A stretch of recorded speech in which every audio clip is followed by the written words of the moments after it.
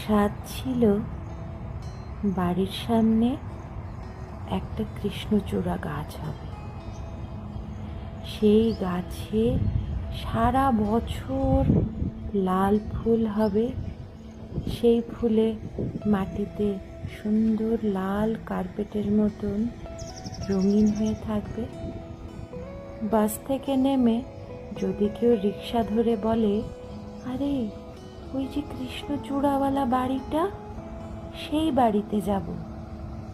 রিক্সাওয়ালা হেসে বলে, আচ্ছা দিদি, তুমি কৃষ্ণচূড়া বাড়িতে যাবে, বেশ চলো। কত স্বাদ থাকে মনে, সবটা কি আর পূরণ হয়? সব ইচ্ছে পূরণ হয় না, তবু কিছু ইচ্ছে সারা জীবন কৃষ্ণচূড়ার মতোই লাল হয়ে ফুটে থাকে মনে।